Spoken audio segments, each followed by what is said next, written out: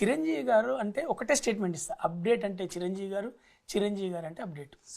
Star డమ్ములు అందరు create చేస్తారు కావచ్చు, కానీ స్టార్లకే ఒక రూట్. ఇప్పుడు ఆయన రక్తదానం అలాగే నేత్రదానం డిజైన్ చేసినాక ఒక్కొక్క స్టార్ ఇంకొకటి, కొందరు విద్యను ఒప్పుకున్నారు, కొందరు గ్రామాన్ని తీసుకున్నారు, కొందరు ఇంకోటి తీసుకున్నారు. ఇట్లా అందరికీ ఒక ఇన్స్పైరబుల్ పర్సన్గా ఉన్న దాంట్లో మాకు మెగాస్టార్ గారు ఫస్ట్ కనపడ్డాడు. ఆ తర్వాత ఇప్పుడు బాలయ్యబాబు గారు క్యాన్సర్ హాస్పిటల్, అట్లా స్టార్లు ఎన్నైనా చేయొచ్చు, పరిధి లేదు అనడానికి. తర్వాత మహేష్ బాబు గారు గుండె జబ్బు, చిన్న వైద్య సహాయం కావచ్చు. ఆ తర్వాత సూర్య గారు ఎడ్యుకేషన్ కావచ్చు. మనం తెర మీద హీరోగా చేస్తూనే రియల్ లైఫ్లో హీరోలుగా బతుకుతున్న స్టార్లను చూస్తున్నాం మనం. సూపర్. ఎందుకంటే సినిమా వాళ్ళు అనగానే కొందరికి చిన్న చూపో తక్కువ చూపో ఉంటుంది.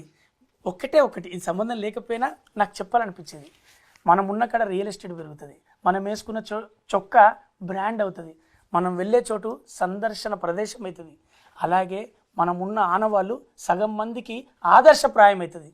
అందుకే సినిమా వాళ్ళకు ఎడ్యుకేషన్ ఎంత ఉన్నదో మనకు పక్కన పెడితే, సినిమా వాళ్ళు ఇండైరెక్ట్లీ డైరెక్ట్లీ ఎడ్యుకేట్ చేస్తారు, ఇన్స్పైరబుల్ పర్సన్ అవుతారు, ఇంపాక్ట్ క్రియేట్ చేస్తుంది, బ్రాండ్స్ క్రియేట్ అవుతాయి, ఒకని జీవితం, ఒకని లక్ష్యం, ఒకని కంపెనీ డిజైన్ అవుతుంది.